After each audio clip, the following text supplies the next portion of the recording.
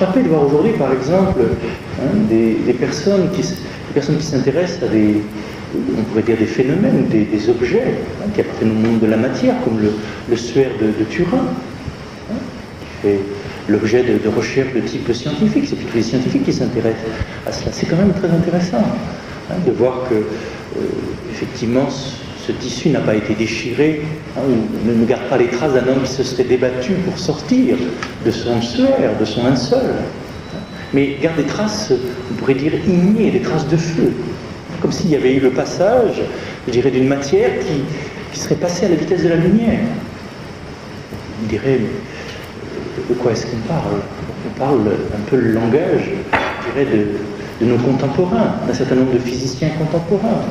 Le passage, je dirais, d'une matière à une autre vitesse, à une autre longueur d'onde, et qui peut laisser une trace. Vous savez, ces fameux trous noirs, comment tout un univers plus grand que le nôtre peut se résorber. Et où est-ce qu'il passe? Quelle trace laisse-t-il?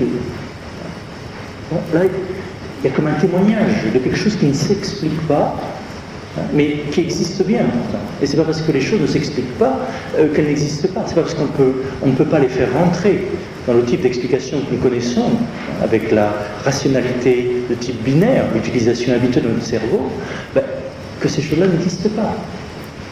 Donc pourquoi est-ce que je vous dis cela?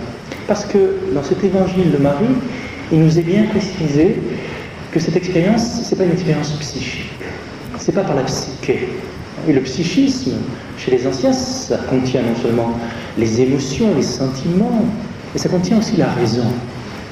Donc est-ce que nous sommes capables de faire une expérience qui ne soit pas simplement de l'ordre des sens et de l'ordre de la raison, mais qui soit de l'ordre de ce que dans les traditions anciennes on appelle le nous?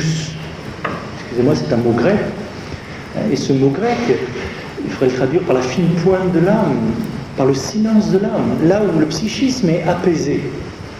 Et dans ce silence, un autre mode de connaissance peut s'ouvrir. C'est pour ça que c'est important l'expérience de la contemplation, l'expérience de la méditation, l'expérience du silence. Et c'est dans ce silence qu'une nouvelle conception, une conception immaculée, peut avoir lieu. Quelque chose d'autre peut se concevoir à partir de ce silence, pas à partir de ce que l'on sait, pas à partir de ce qu'on a appris. Bon, c'est un thème... Bon, je vous le cite le texte. Ce qui ne nous a pas été donné d'entendre, je vais vous l'annoncer. J'ai eu une vision, mon Seigneur, et je lui ai dit, Seigneur, je te vois aujourd'hui. Il répondit, bienheureuse, toi qui ne te troubles pas, ma vie. Là où est le nous, là est le trésor. Alors je lui dis, Seigneur, dans l'instant, celui qui contemple ton apparition, est-ce par la psyché, l'âme qu'il voit, ou est-ce par le pneuma, l'esprit, le souffle? Et l'enseignant répondit, ce n'est ni par la psyché, ni par le pneuma, mais par le nous qui est entre les deux. Bon, on est un peu trop philosophique comme langage. Putain, c'est quand même extrêmement intéressant. Et en même temps, vous sentez la personnalité de Myriam de Magdala. Elle a toujours les pieds sur terre. Donc je te vois. Mais je te vois, mais je sais que tu es mort. Donc, est-ce que c'est une hallucination? Est-ce que je rêve? Est-ce que c'est une compensation? Vous savez, un deuil qui n'est pas accompli. Je n'accepte pas que tu sois mort et donc je fantasme. Et je te vois. On est dans l'ordre du psychisme, de l'hallucination. Ou alors, est-ce que c'est par le pneuma, c'est-à-dire par l'esprit, le souffle sacré? En bref, on pourrait dire, est-ce que je suis folle ou est-ce que je suis mystique? C'est des questions qu'on peut toujours se poser. Le jour où, à l'intérieur de nous-mêmes, nous avons ce pressentiment du réel, d'un réel plus fort que la mort, d'un amour plus fort que la mort. Et ces jours-là, contre toute évidence, on pose tel ou tel acte et notre entourage va nous faire douter. Et on se demande, est-ce que je suis folle, est-ce que je suis mystique? Et là, ce que Jésus lui répond, tu n'es ni folle ni mystique. Parce que ce n'est ni par le psychisme que tu me vois, ni par le pneuma. Donc ce n'est pas une hallucination, et ce n'est pas non plus une vision au sens spirituel du terme. Mais tu me vois par le nous. Le nous qui est entre les deux. Le nous qui est entre le monde psychique et le monde spirituel. Bon. C'est extrêmement intéressant si vous faites un peu de religion comparée, un peu d'anthropologie comparée. Parce que là, vous comprenez alors à ce moment-là le Bardo Todol, le texte des morts tibétains, vous comprenez le texte des morts égyptiens, vous comprenez tous les grands textes qui parlent de ce monde intermédiaire. Donc il y a le monde de la matière, le monde des sens, il y a le monde mesurable, il y a le monde de la raison, mesuré par la raison, et puis il y a le monde spirituel. Le monde spirituel, c'est le monde du silence. C'est le monde de la pure lumière, de la claire lumière, c'est le monde de l'incréé, de l'information créatrice. Et entre les deux, qu'est-ce qu'il y a? Il y a le monde de l'image, il y a le monde de la vision, il y a le monde des archétypes, il y a le monde, je dirais, pas de l'imaginaire, mais Henri Corbin parle bien, lui, à partir de la tradition de l'islam, le monde de l'imaginable, le monde des anges, ces états intermédiaires. Bon, de la même façon qu'entre l'homme et le minéral, vous savez, il y a des mondes intermédiaires, il y a le monde animal, il y a le monde végétal, puis le monde minéral. Eh bien, entre le monde humain et le monde divin, il y a ces mondes intermédiaires. On n'en parle plus tellement aujourd'hui. C'est pour ça que ces textes sont intéressants, parce qu'ils nous rappellent que nous avons cette possibilité, par notre contemplation, par le silence de la psyché, par la méditation, d'entrer dans des états de conscience, dans des perceptions, dans des visions qui ne sont pas un corps spirituel, mais qui appartiennent au monde intermédiaire. Et c'est le monde des corps ressuscités. Qu'est-ce que c'est qu'un corps ressuscité? C'est les corps de gloire, corps glorieux. C'est-à-dire, c'est pas un corps physique. Et là, je vous disais la dernière fois que les chrétiens, la plupart des chrétiens, ne croient pas à la résurrection du Christ. Ils croient à la réanimation du Christ. Le Christ n'est pas réanimé. Le Christ n'est pas réanimé comme Lazare. Le Christ ne sort pas d'un tombeau pour rentrer dans un autre tombeau. Le Christ est ressuscité. Anastasis. Anastasis, ana, monter, stasis. Se poser dans la hauteur. Il est entré dans une autre conscience, dans une autre, j'allais dire, densité. Comme le disent les physiciens, dans un autre plan du réel, dans un autre niveau de réalité. Et ce que nous appelons notre monde n'est qu'un niveau d'espace-temps, n'est qu'une certaine relation spatio-temporelle, mesurable. Mais ce que nous mesurons, l'honnêteté des scientifiques aujourd'hui, c'est de dire que ce n'est pas tout, qu'il existe aussi d'autres plans du réel. Donc nous avons des échos. Le mot qui est employé, c'est le mot des échos. Échos parfois lointains, mais que d'autres plans du réel existent.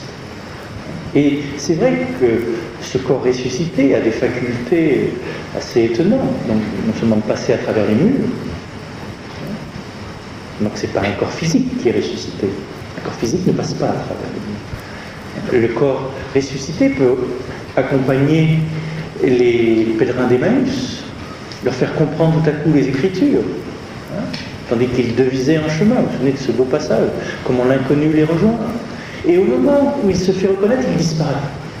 À la fraction du temps. Au moment où ils le reconnaissent, ils veulent le saisir, et là il disparaît. Je trouve que c'est aussi un message intéressant. Je crois que c'est comme l'amour. Au moment où on veut l'avoir, on veut en faire un avoir, il disparaît, il nous échappe. L'amour, c'est le seul Dieu qui ne sera jamais une idole, parce que c'est le seul Dieu qu'on ne peut pas avoir. C'est un Dieu qu'on a qu'en le donnant. Autrement, tous nos dieux sont des idées, des idoles. Mais l'amour, on ne peut pas l'avoir. La vérité, on ne peut pas l'avoir. On l'a qu'en la donnant, qu'en se donnant, qu'en étant vrai.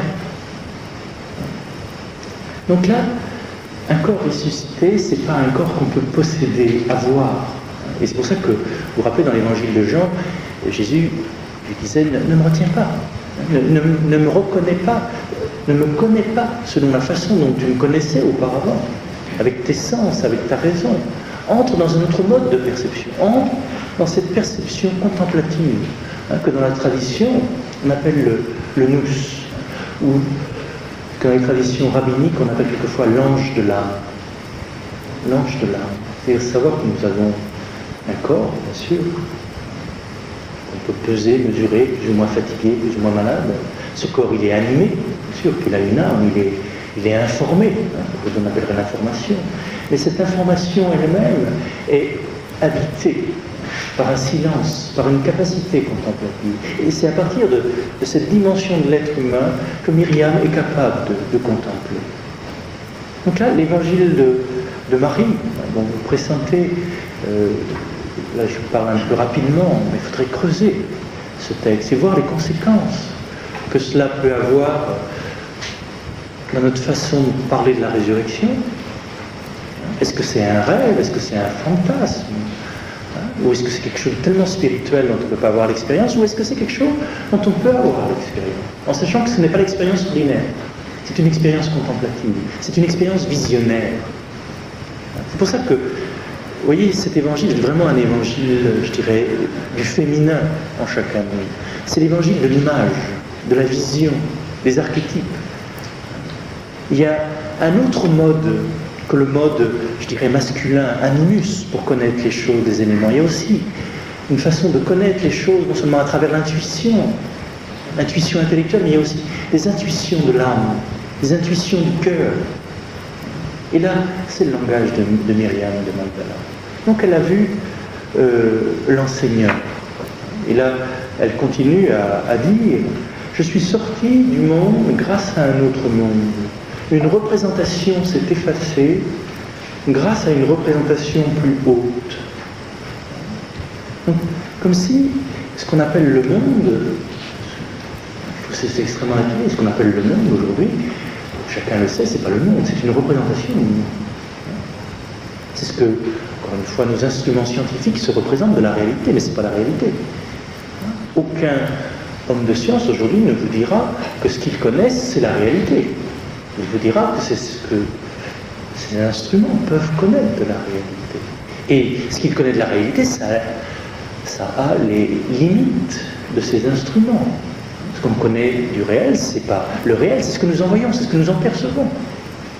Et là, ce que nous dit Myriam, c'est qu'elle passe d'un monde dans un autre monde. C'est-à-dire elle passe dans une représentation du réel, dans une autre représentation du réel. Et toute la question pour nous, c'est comment les tenir ensemble, ces différentes visions du monde, ces différentes visions de l'homme, ces différentes visions de la vie, ces différentes visions de l'amour. Je crois que déjà, dans notre vie, on a changé un petit peu de représentation du monde, de représentation de soi-même. Et je crois qu'on a tous traversé un certain nombre de deuils, si on a grandi, de certaines représentations, certaines images de soi-même, qui, avec l'épreuve, avec certaines situations, on découvre qu'on n'était pas ce que les autres croient qu'on était, et que nous ne sommes pas l'image qu'on avait de soi. Donc il s'agit sans cesse de passer d'une image à une autre image, d'une représentation de soi-même, d'une représentation du monde à une autre représentation du monde. Donc une représentation s'est effacée grâce à une représentation plus haute. Désormais, je vais vers le repos. Où le temps se repose dans l'éternité du temps, je vais au silence. C'est une belle parole de Myriam. C'est-à-dire, elle a conscience de passer à travers ce monde des images. Elle était dans l'espace-temps, dans la chair, dans le désir. Vous vous rappelez à quel point elle était humaine, à quel point Myriam de Magdala est quelqu'un de bien incarné. Mais cela ne l'empêche pas d'être ouverte.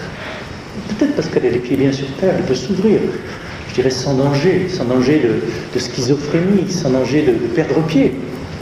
Souvenez-vous, elle garde bien les pieds sur terre. Est-ce que je rêve? Est-ce que je suis mystique? Elle garde bien les pieds sur terre, elle pose des questions à ses visions.